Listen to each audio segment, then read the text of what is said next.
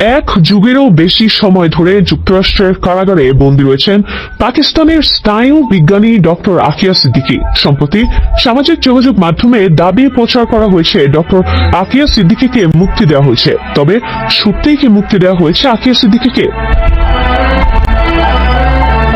যুক্তরাষ্ট্রের টেক্সাসের ইহুদি উপাসনালয় সিনাগগে কয়েকজনকে জিম্মি করার ঘটনা ঘটে।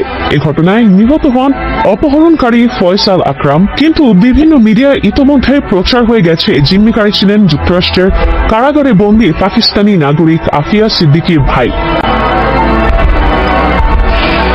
কথা উঠেছে বোনকে মুক্তির দাবিতেই এই চারজনকে জিম্মি করেছিলেন হামলাকারী।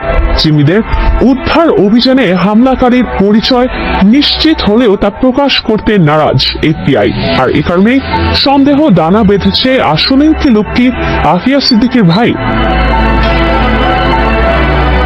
যুক্তরাষ্ট্রে পড়াশোনা করেছিলেন পাকিস্তানি বিজ্ঞানী আকিয়া।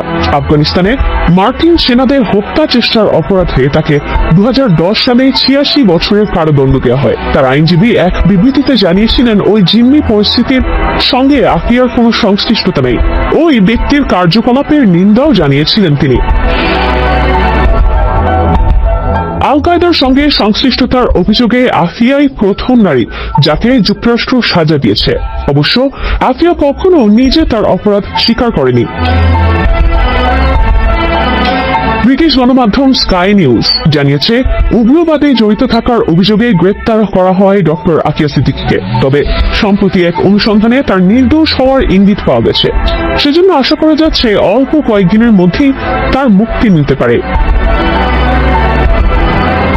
পাকিস্তানি সংবাদ মাধ্যম দ্য এক্সপ্রেস ট্রিবিউনের সঙ্গে এক সাক্ষাৎকারে মনোরোগ বিশেষজ্ঞ ডক্টর জাইদি বলেছেন ডক্টর আফিয়া গুরুতর স্বাস্থ্যগত জটিলতায় ভুগছেন। তবে বিদায়ী মার্কিন প্রেসিডেন্ট জো বাইডেন সোমবার ক্ষমতা ছাড়ার আগে তার সাজা কমিয়ে দেবেন বলে প্রত্যাশা ব্যক্ত করেন তিনি।